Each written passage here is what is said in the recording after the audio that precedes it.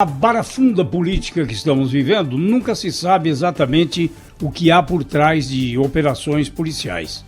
É o caso da operação da Polícia Federal no Rio de Janeiro, que recebeu o nome de Operação Placebo e que investiga desvios de recursos da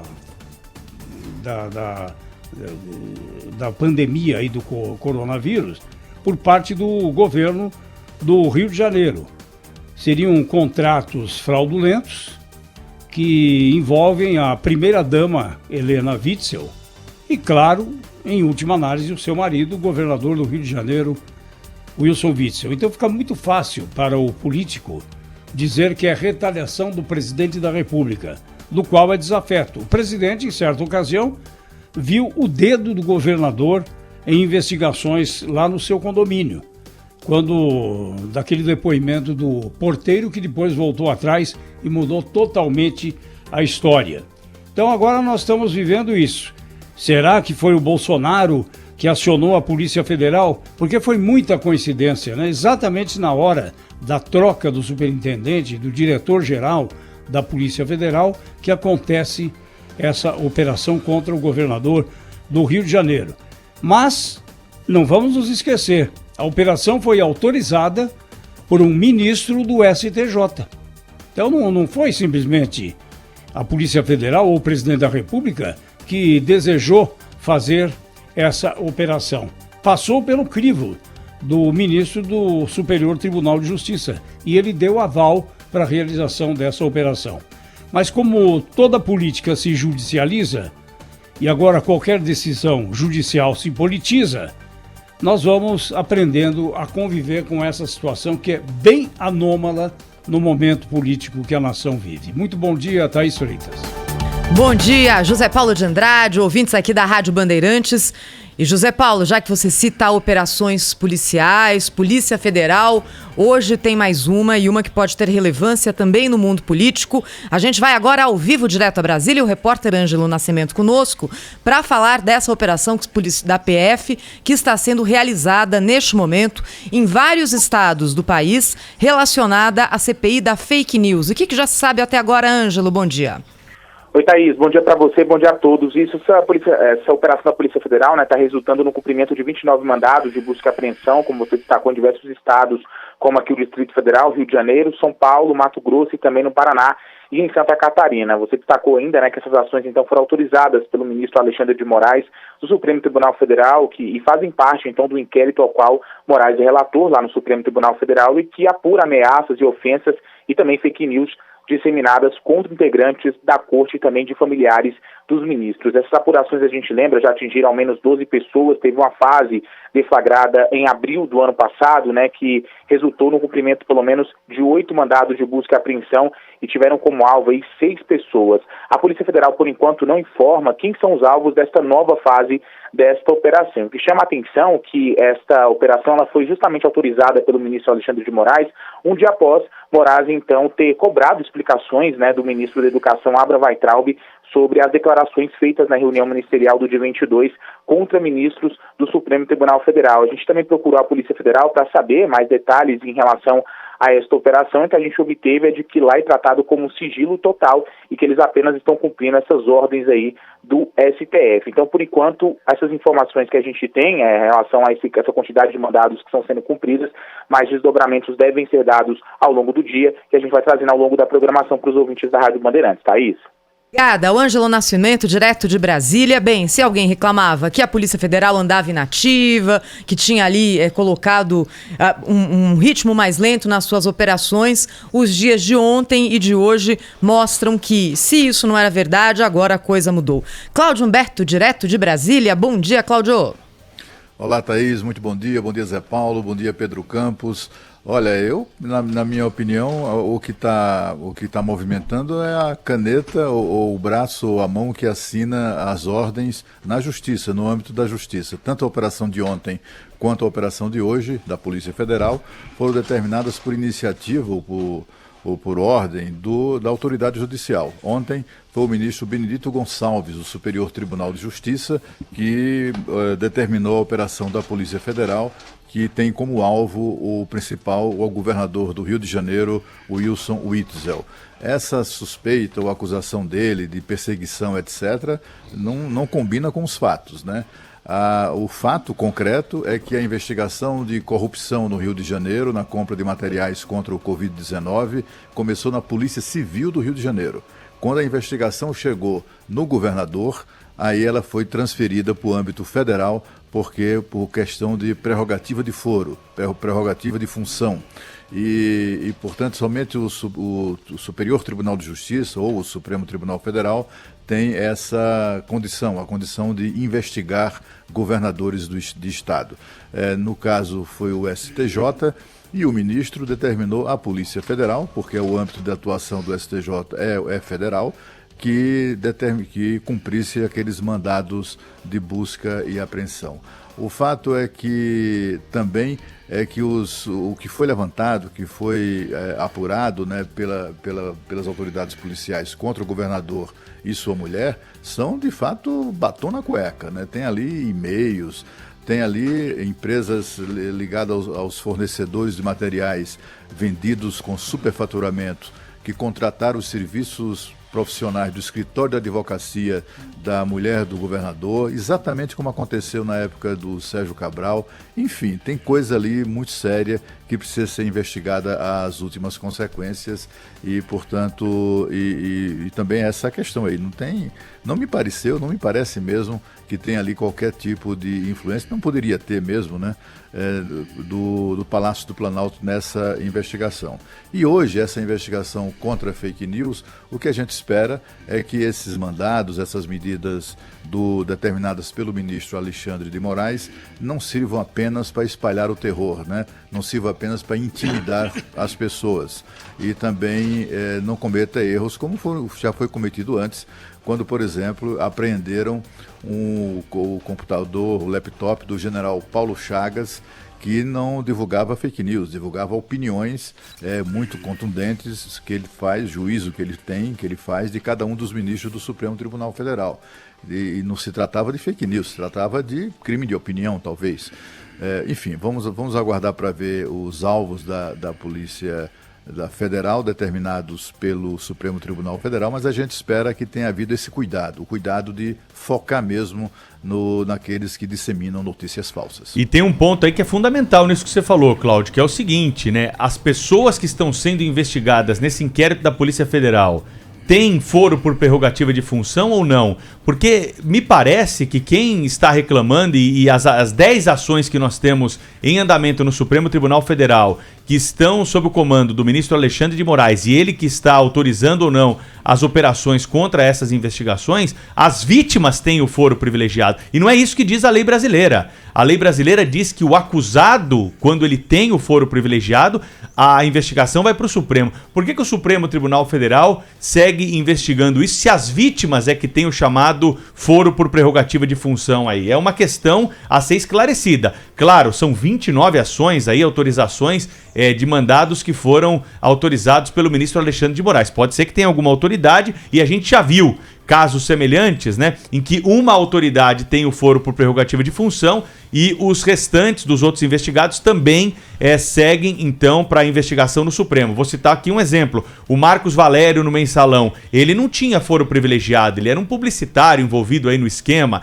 Quem tinha foro privilegiado eram os deputados, os senadores, os políticos, né, que estavam envolvidos no pagamento da mesada para votar contra o governo. Mas o Marcos Valério foi julgado pelo Supremo Tribunal Federal porque o caso dele abraçou os dos demais. Então vamos aguardar para ver se os outros têm ou não foro privilegiado, mas é uma questão a ser discutida no âmbito dessa operação aí das fake news. Mas voltando para o Rio de Janeiro, porque as duas operações chamam muito a atenção, o Marcos Sadoc está ao vivo conosco aqui no Jornal Gente da Rádio Bandeirantes para trazer mais esclarecimentos, né? Me parece que as escutas telefônicas e escuta telefônica é algo muito importante numa investigação, porque de viva voz você tem ali as negociatas, a palavra daqueles que estão sendo investigados. E o Marcos Sadoc vai trazer para a gente, então, as informações dentro de instantes aqui no Jornal Gente sobre os reflexos e também a repercussão da Polícia Federal dentro do Palácio das Laranjeiras, a sede do governo do estado do Rio. Destaque que o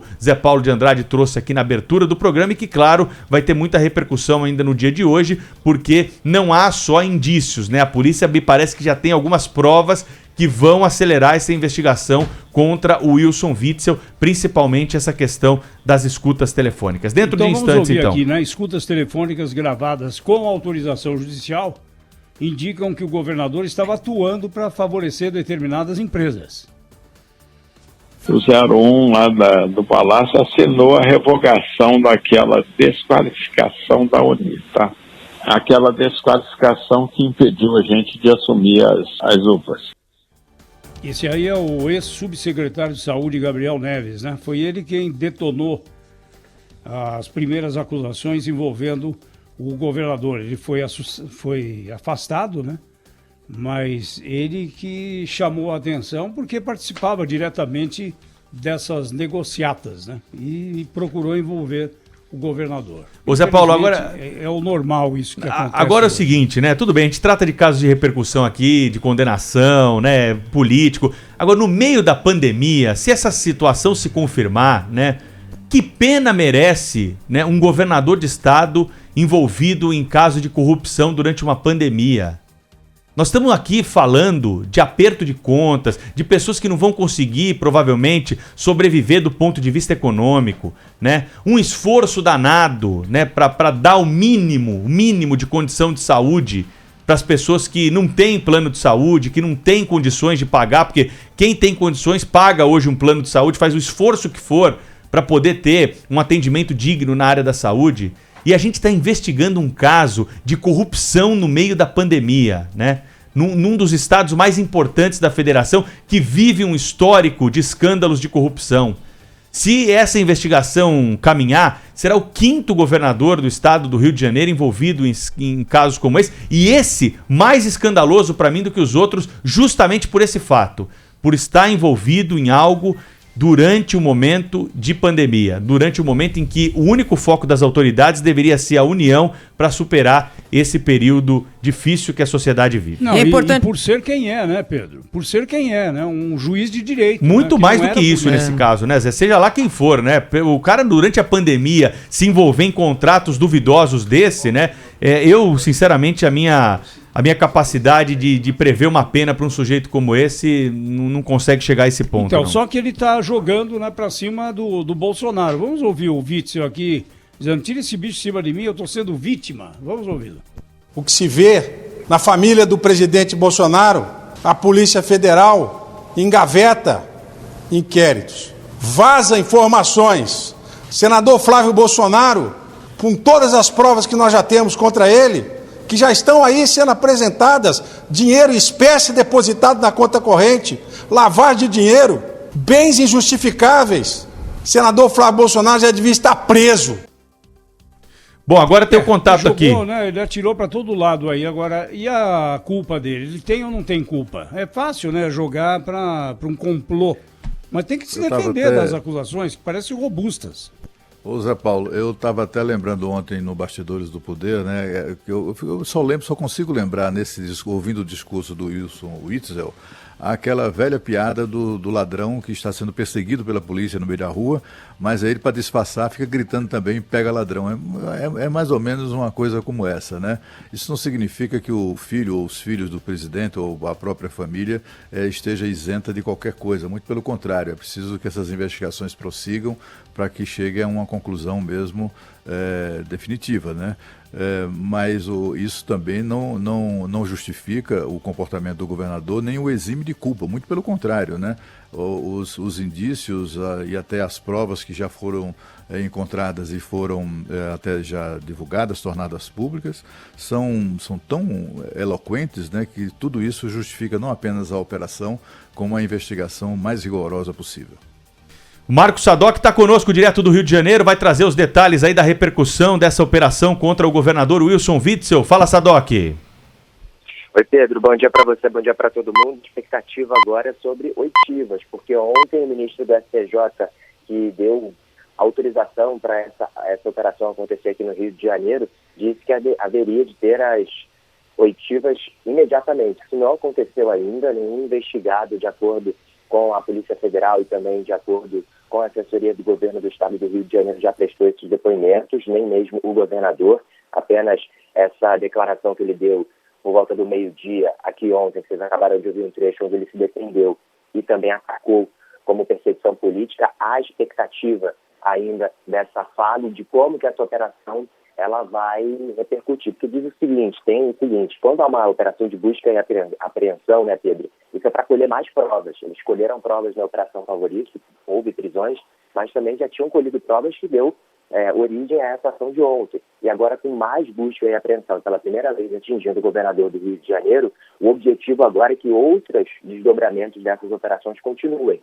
A gente lembra, então, que ontem, tanto a residência do Palácio Laranjeiras, residência oficial aqui do governo do Rio de Janeiro, teve busca e apreensão, a casa do governador no Grajaú, na zona norte do Rio, o Palácio Guanabara, que é a sede do governo, o escritório de advocacia de Helena Witzel, primeira-dama no centro do Rio de Janeiro, Secretaria de Estado de Saúde também foi alvo de busca e apreensão, e outros servidores, como o secretário de Santos, que era da Saúde, saiu no meio do escândalo, mas foi alocado para uma pasta extraordinária. Então, esses servidores, esses empresários foram alvos de busca e apreensão. A gente não tem a informação exata do que foi encontrado ontem ainda, a gente só sabe que Helena Witzel está nesse bolo todo porque um contrato dela de serviços advocatícios, ela é advogada, estaria em posse de um dos investigados, inclusive dinheiro já depositado em contas em favor de Helena Witzel. Então, é um grande quebra-cabeça que a gente vem acompanhando em relação a essa operação. Hoje ainda não houve nenhuma manifestação oficial do Palácio Guanabara, a gente vai seguir de olho nessa repercussão. E apenas também para encerrar, teve uma informação de momento, tem 4 operações da Polícia Federal acontecendo aqui no Rio de Janeiro agora. As fake news, como vocês comentavam há pouco, também acontece aqui no Rio de Janeiro. A gente não tem informações sobre os alvos, mas apenas busca e apreensão. E outras 3 operações, 2 de apoio a outros estados e uma focada aqui no Rio em fraudes do INSS. Essa tem mandado de prisão temporária, inclusive, uma manhã mais uma vez de muitos agentes nas ruas aqui no Rio de Janeiro. Bom, e a Polícia Federal, né, Pedro, hoje está realizando aí uma operação que pode bater na porta dos filhos do presidente, se não na dele também, né?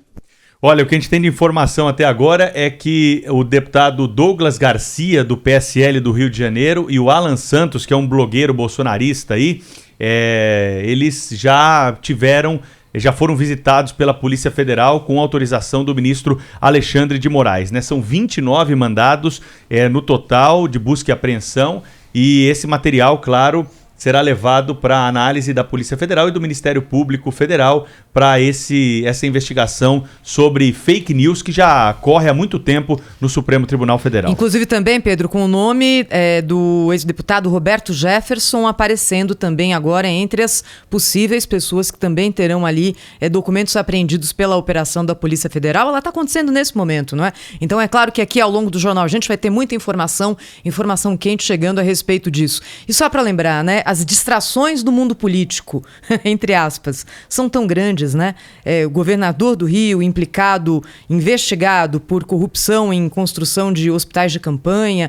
Hoje, essa operação da Polícia Federal, que deve atingir pessoas próximas ali a núcleos importantes políticos e que com certeza vai ganhar destaque em meio a tudo isso, né, Pedro? A gente continua lutando aqui no dia a dia da pandemia, do epicentro da pandemia mundial, localizado agora na América Latina e no Brasil, e também hoje na expectativa do que vai acontecer com São Paulo, já que é hoje que o governo do estado faz o anúncio sobre o que teremos a partir da próxima semana em relação à quarentena. Esse é o próximo assunto aqui do Jornal Gente, que você ouve em FM 90.9, AM 840, no aplicativo Band Rádio. Se quiser também em áudio e vídeo, tá na quarentena, na sua casa, no seu trabalho, pode nos acompanhar também com imagem. A gente gosta, viu? É no youtube.com/Rádio Bandeirantes Oficial. Aí você aproveita para se inscrever no nosso canal. Rede Bandeirantes de Rádio.